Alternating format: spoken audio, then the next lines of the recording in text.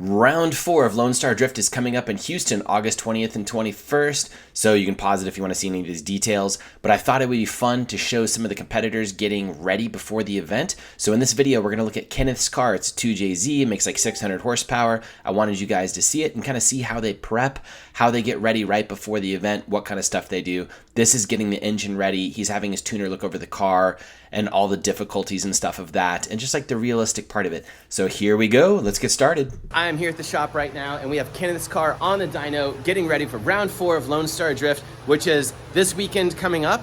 And what it is, it's a 2JZ car, ECU Master ECU, I think, rear mount radiator, pretty big turbo and all that stuff.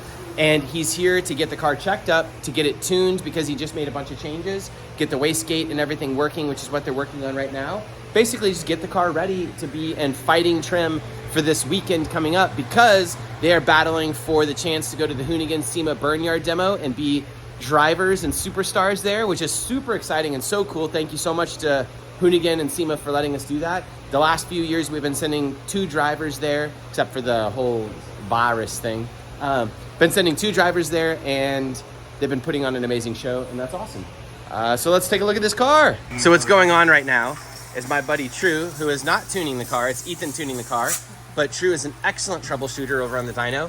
He is, if you listen, figuring out what all's going on here. So this is our boost inlet from the actual turbo here. This then goes and tees out, and it goes through a MAC valve to go to the top port of the gate, and then it goes directly to the bottom port of the gate. And for some reason, even though this is clicking and even though we have flow, we don't have boost control working yet. So just trying to make sure for sure that the lines are correct and that this port is doing exactly what we expect it to. Let me turn off this fan so we're all miserable. 1 second. So what I'm actually doing here is, so that I don't blow up all of his lines, I have a regulator on this. I make sure that whenever I'm using it, we're at about 20 pounds, just so that I don't blow up the whole system here. So I have our actual regulator on it, and I'm going into his line that feeds the wastegate system. And what we're actually doing is hitting test at 100 milliseconds per pulse on this, and I'm blowing air into this. So don't do it yet, but whenever I say hit it, hit it. So I'm gonna blow air into this. It's gonna open up the gate because it's only pushing on the bottom port. And then whenever he hits the button, this will sit here and pulse, and that'll switch vacuum or pressure to the top of the gate, which will then close it to keep it closed and actually up your boost. So you'll hear not really anything. You'll just hear air rushing, and then it'll hit the button, and you can actually hear this clicking. We'll hear air coming out of here, and then I can actually hear the gate popping open and closed over here as well. So listen for that.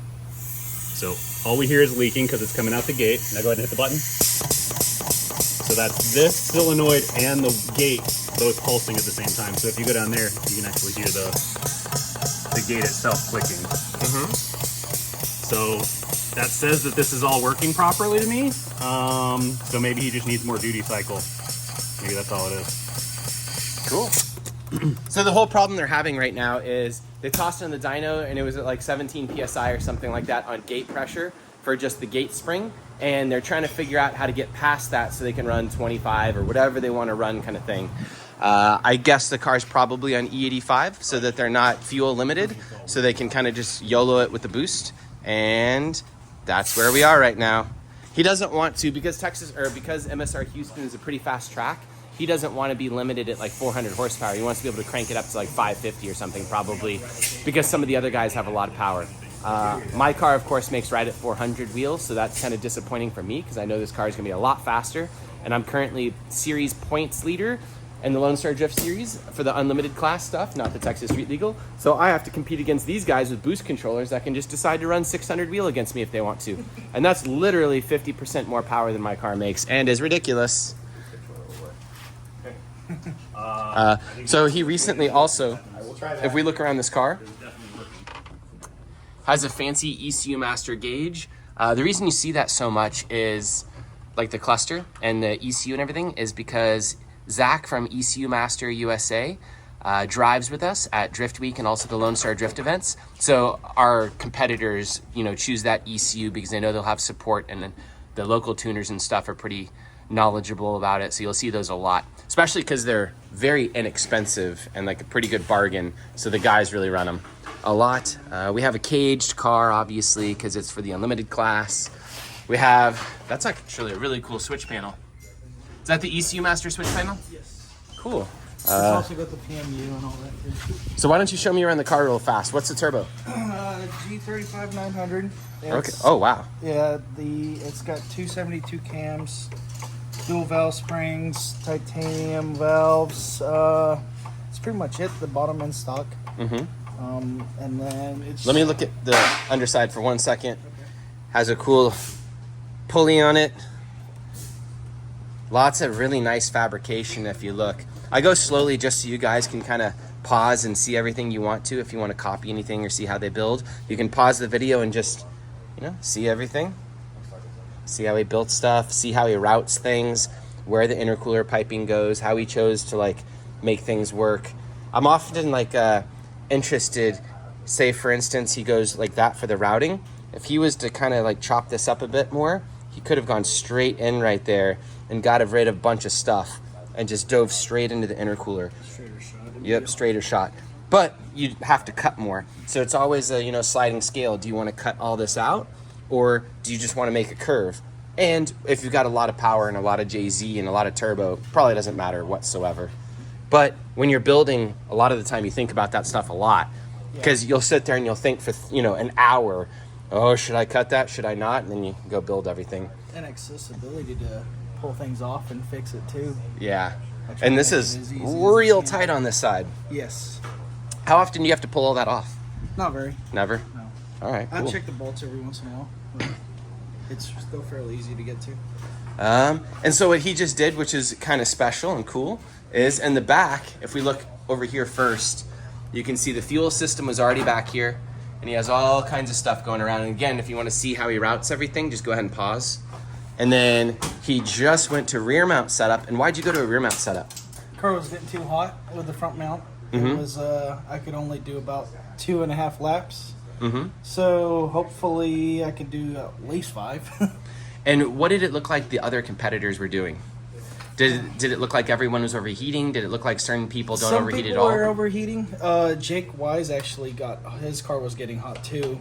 He has a V8? I think it was in the 350Z. Okay. So I think it was just super hot that day, but I've been fighting a bunch of cooling issues anyway. So I've kind of been tempted to do it, and just gave me an excuse to do it. Did you copy a specific person's setup?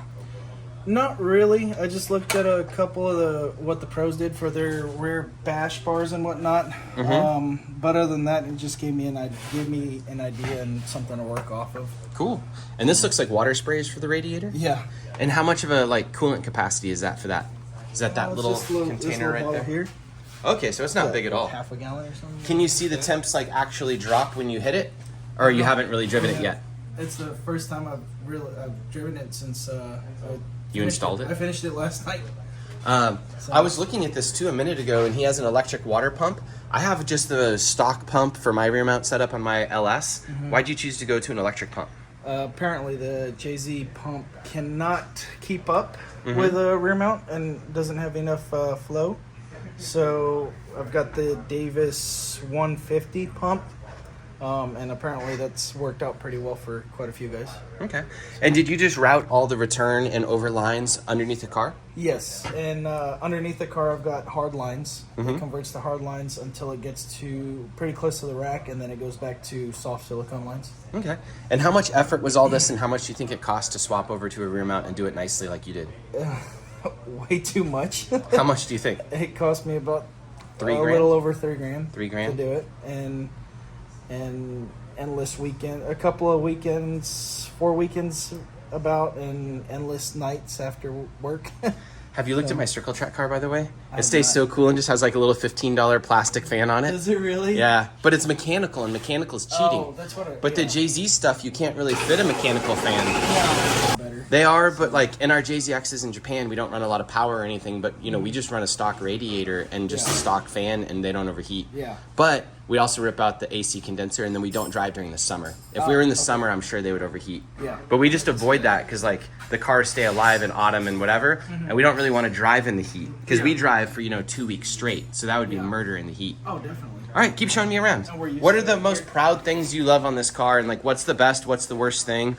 Point out stuff. Really, just the rear end now, because as I go, I learn what to do and what not to do in fab. So it was nice to make something that actually looked like a pro did it. And I mean, a little tweaks here and there, but the plan is to just make this thing work now, and hopefully not do anything major else to it. Okay. So, And it's been pretty reliable, hasn't blown up the engine or anything? it's been great. Did you get a spare engine or anything? No, not yet, but They're going up in price. I know. I ran all of Coda, the Coda demo. What was that? 8 hours, 2 8-hour days straight, and then all of Fuel Fest 8 hours straight. I only got out of the car for 30 minutes. The car ran great all day long, no issues. So far pretty reliable. Well, very, very cool. Like, how do you decide where to stop, I guess you could say? This car is pretty mental, and if you're going to compete in Lone Star Drift Series, like, how far do you take it? A lot of the guys like Rudy for the next round's running almost 600 wheel. Yeah. You know, like, especially with the JZ, you could easily just, you know, turn it up. Where do you stop? You obviously did Wise Fab, like, you know, you're going all out. I mean, the last thing I really want to do is change the rear end components to PBM, because it's just got GK Tech. But other than that, I'm pretty happy with where it's at. I mean, if I ever want to go more wild, that's what the new car's for. Oh, you got another car going? I'm going to be. I'll What's start it in gonna the be? off season. It's gonna be E46 with an LS3 Pro charged. Oh. That's my plan with it. Why not another JZ car? The price of JZs are too expensive. Yeah. So, and I like the sound of a V8 also. So it'd be nice to have best of both worlds, you know. Yeah. But the E46 will be the next level, ideally. Everything tubed. What are you going to use it for? I'd like to eventually get to clutch kickers and Riverside and all that. Okay. And use that as a big comp car. So you're the competitive type. Yeah, I think so. But Yeah. it's more for the fun too. I just want to drive. You with have the fun best. competing. I do. Well, you're going to drive Drift Week, so you do get to drive with the best. You're just going to go out and Yeah. drive with James Dean and stuff for 2 weeks. Exactly. Oh, that's right, in this car. What Drift Week changes are you making for this car? I keep forgetting this car is going to drive Drift Week. That's it. Just put it on 93. Do you have windows and stuff already? No. Okay, so you're going to drive without windows. I'll drive without windows. Rad. I'm gonna put a cool suit in it just in case. You won't need that for November, though. Yeah, but just in case. Just for- you never know. Yeah. It's Texas. But other than That's that, hilarious. I'll put a roof rack on it because we don't have any space for anything, any luggage. Oh, that's right, because you don't even have back there. Yeah. Fielding kind of has the same problem going on in his car, Yeah. and he'll pack this thing like three-dimensionally, like, you know, all the way to the roof, the entire back of the car, stuff will be poking out there, and I it's think he's got a miserable for him to recliner, doesn't load. he? What? To be able to his passenger seat, I think, reclines or something. Oh, I think he does do that now. Yeah, But that before way- he didn't. Oh, okay. So he was packing like that with 2 bucket seats. Yeah, that'd be insane. Yeah, it was So- very difficult. I He think actually what got cool- to the point, I think he was taking out his window maybe. No, he has glass. That was somebody else. Yeah. There's some people that were like pulling their window to get into the back of their car like that. You just laugh. You're like, okay, Yeah, guys. no, I'm good. I'll probably just do roof rack. I mean, I think it'll look all right with a roof rack. I've seen it's a couple S14s with them. It'll Do look you all right. pull around a laptop and tune or like make any adjustments yourself? I don't. I just bring it with me in case something happens. Mm-hmm. Then I can see. I can at least read a log. Okay. So, but I don't want to tweak anything. Cool. Well, best of luck to you. Thank I'm you. excited. Round 4 is coming up August 20th to 21st. I can throw up a little flyer.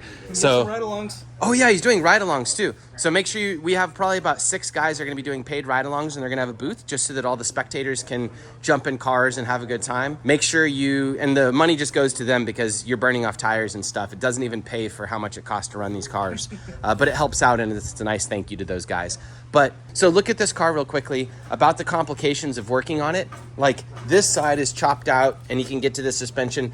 This side is not. If he wants to touch anything or look at the suspension, he basically has to go underneath or pull a wheel. To get to anything over here is kind of a disaster. If there's something leaking underneath here, It's a pain. he's going to have to pull the turbo and the manifold, and he's going to have to pull all this stuff to get to everything. So as a race car, I'm going to show you what I mean in a minute. It's an in-between kind of car, how you say, where it started life as like he probably wanted to keep a lot of the car, and then it slowly made revisions into race car status and stuff, right, to make it easier to work on, but it didn't start as a race car, which we're going to go look at in a second. Same thing with a lot of things over here. You can see that stripped, you know, like certain things happen to get traction control or, you know, whatever off of these things, and you're dealing with street car parts, which is interesting. Same thing with the routing of this. If this was pure race car, this would obviously delete a coupler setup and go straight over there and have one pipe and then just two couplers, and it wouldn't have this transition, which would be a little bit safer for that. If he had a more traditional, like, you know, race car, he might not have to do a rear mount radiator setup because he could run a fan, because he wouldn't have all these problems. Of course, the intercooler and all these other coolers make that more difficult, and just like on and on and on and on with this stuff. Same thing, especially back here. I'm going to show you what I mean in a second, so just hold on. But this is a bit of a cluster. It's a bit difficult to get to. There's a lot of wiring. There's a lot of, you can come over here with me and see in a second what I'm talking about. There's a lot of wiring. There's a lot of routing. There's a lot of surge tanking. How many fittings do you think are just on the fuel system, front to back, all the way to the, you know, engine? Maybe 30? So 30 fittings that are what, $29 a piece or something like that? Yeah, they're not, in each they're hose. not terrible. Yeah, but These things are expensive. how much are those? That was $30 in itself. Yeah. But I mean, But I was gonna say, you're rerouting coolant all the way to the back of the vehicle. You're doing all this fancy stuff. You're having to put sprayers on top of stuff. You're having to do remote bleeders, which get kind of like complicated. Not super complicated, but like, you know, there's more lines. It's just flopping around here. Things like that. He has a transition into a coupler to get to a T, to get to that up there, so he can bleed and then back in. And it becomes a lot of thought process and everything else. Come with me, come look at this. So where I was going with this is kind of chatting to you guys about what it means to have a race car that's a race car first and not a street car and has like no compromises. So as we walk over here, but like, look at the simplicity of the fuel system and like a dedicated circle track car that could go like 200 miles an hour kind of thing. You have, you know, a rollover vent. You have, actually, do we even have, no, we deleted the rollover vent. You have but a filler, and we deleted the big filler neck that goes out just because of simplicity, because we didn't need it right now. You've got a fuel line going forward kind of thing. You got this, and like, that's basically it. There's nothing else coming off that. For the suspension,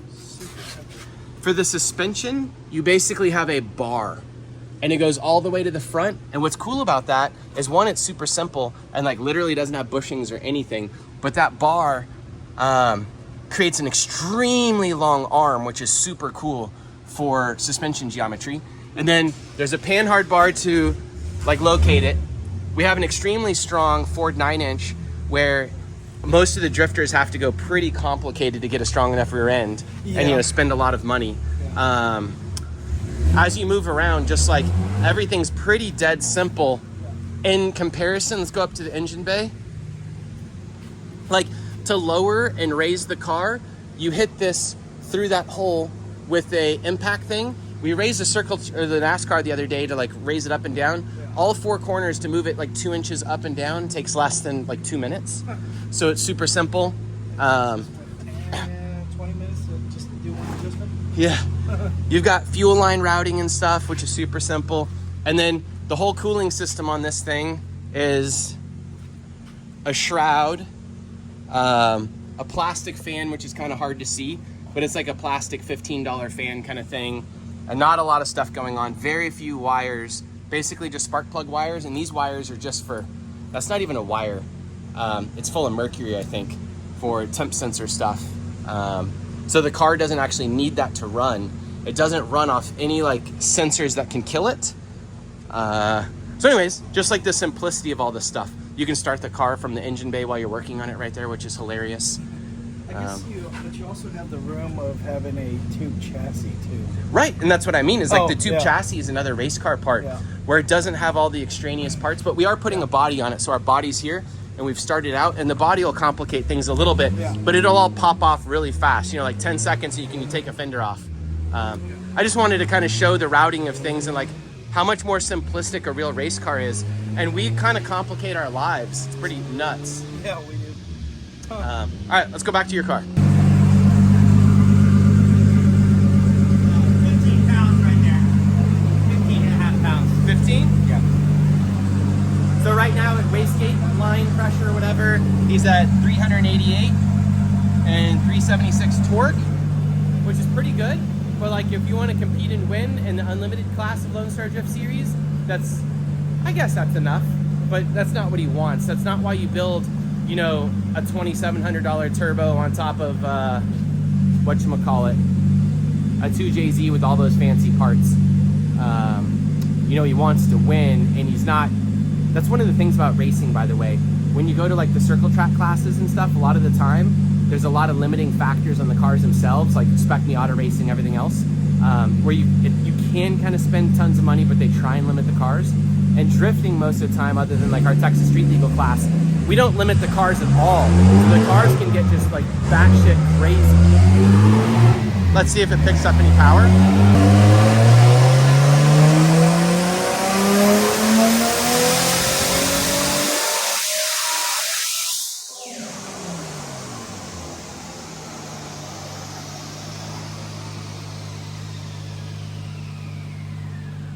So loud. Oh, true. Thank you so much. You brought me my ear protection. As I mentioned before, like this same file already did 628 or something. I mean, the boost controller was working.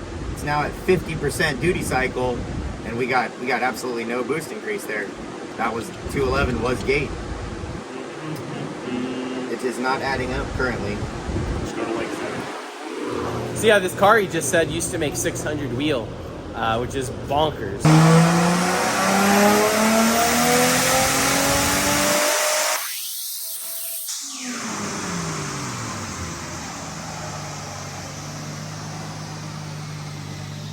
He said no, it's not making any more yet.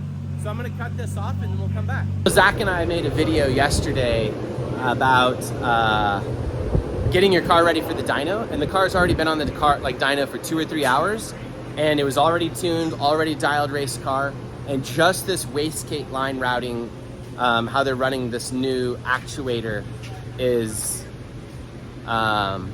messing with them. And if you're paying like, you know, $100 an hour for dyno time, which is probably normal, I don't even know what it normally costs, and then however much for your tuner, the cost of that wastegate actuator and the ECU itself will be negated completely just by dyno time and your tuner. So it's kind of crazy to think about. If you are, say, they're gonna be at least 6 hours into this today. Like no way they're getting away with less than 6 hours probably. That's probably either $600 to $1,200 in time for tuning and dyno time. And that might be even way off with like expensive shops. I'm a race car guy, so we don't ever spend like expensive shop prices. It's always homie hookups or like we're race car people, you know, help us out kind of thing. Because we're so poverty poor from racing that normally we're not like street car people. People help us out, which is cool. Kind of homie hookup or race car hookup discount. Anyways, the cost of the ECU and everything would be already surpassed just by the screw up of wastegate problems. So again, make sure your car is super ready before you take it to the dyno and mess with it. Because nothing is ever easy. He had to pull the air filter off to get to something, and he just broke the fitting for the little vacuum port thing, and it fell on the ground, but it didn't strip out. But it shows that like we're on the dyno right now, and you have to just fix one little thing and change something because they're rerouting the boost controller wherever it went. I saw it a second ago. Anyways, it moved. Look at the concentration as he taps his turbo. It's, you know, water material. Perfect.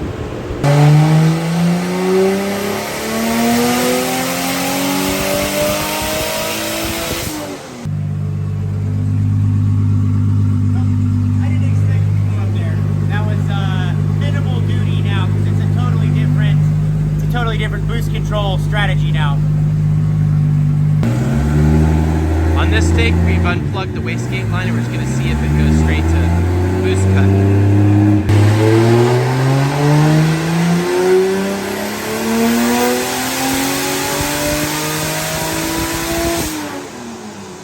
cut. We're now in the point in the video where we're getting to large mechanical portions that are going to be changed, such as this little guy, which is probably not super accessible. No. Because you can't even see it from up here. So I am gonna go meet my wife and the baby at the zoo. And if you get this thing working, would you record a little something on your phone for me? Yes. Of the last poll and like you guys saying huzzah, yeah. Okay. And I want to know the final horsepower and all that stuff too. Yep. Or I want to see disappointment in your face as you go home. The wastegate is broken. It's over such a simple thing too. We have The another car one to go on, works. so They're also just hoping that this works. Oh, True's gonna see if this is how it works. It is brand We new. actually need to pull. Oh no, that's the other top port. Yeah. It is brand new, so, and I believe it's got like a 10-pound spring in it perhaps. Do you have it at 20 psi? No. This is the port we normally use, this side port. Can you bench do it without pressure on that side? Oh, you can. Cool. So that one's currently doing that whenever I apply pressure. I know, we heard it. We heard I it don't do that. understand why it's not working. Currently, his setup is not working properly, and we do not understand why yet. So we're gonna. So you're gonna Hail Mary parts at it. We're gonna swap this guy out and see what the heck is going on. Show me when you record it. Okay. Bye. See you later. Let's do dinner. All right, so we pulled the gate off. It does have the firing ring in it. I checked it by looking at it and actually measuring how much pressure it takes to crack the gate and then fully open. So it cracks around 10 or 11 and it's fully open by around 16. It has the correct color springs in it. This is a 10 and this is a 5. Yeah, the green is a 10 and the red's a 5, or vice versa.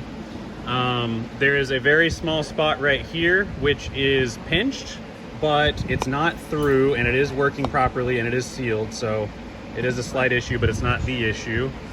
None of this makes any sense still.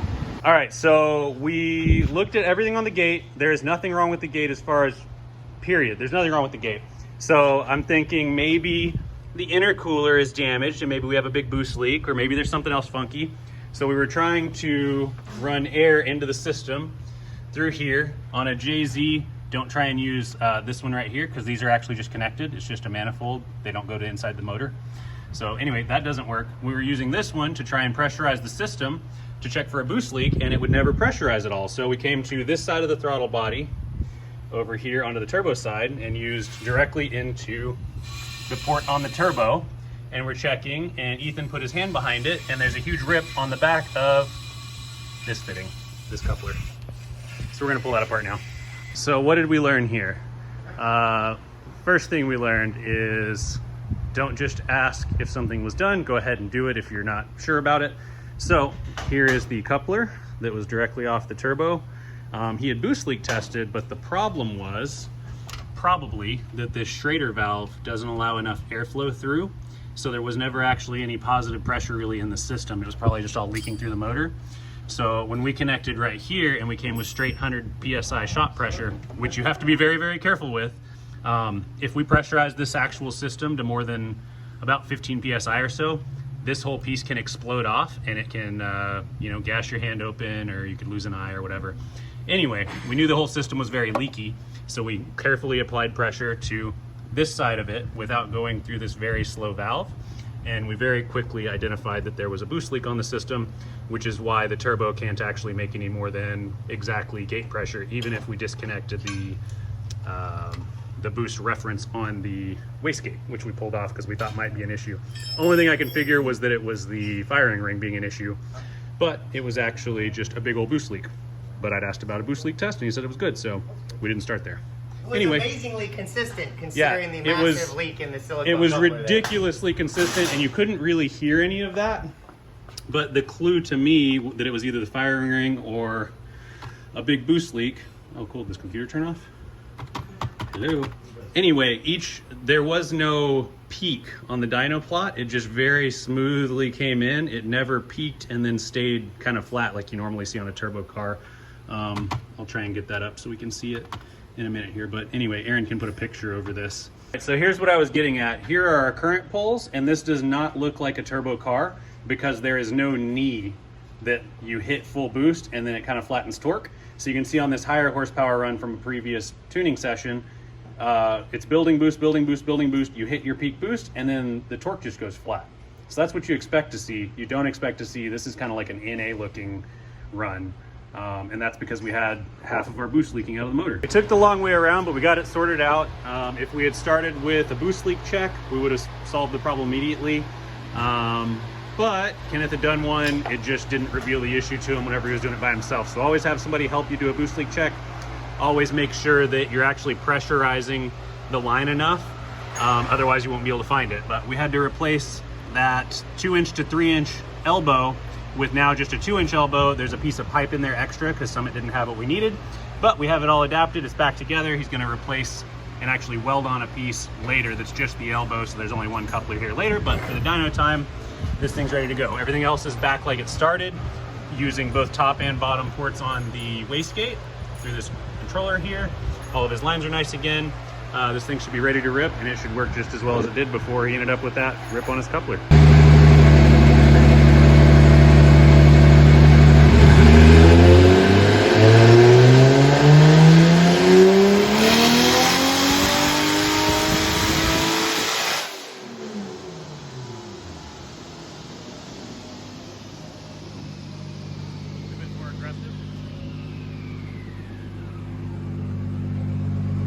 Picked up 200 wheel.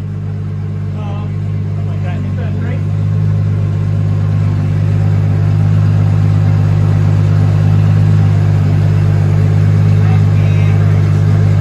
All right, so we're back to the same as we were before. We just need to work on where boost control comes in a little bit, and we're basically back to the same number. All the way on it, all the way early. Oh yeah, he also wasn't fully on it. It was a test hit. I'm chickening out a little bit as my faith has been greatly reduced. Yep. But now I'm feeling good. Cool.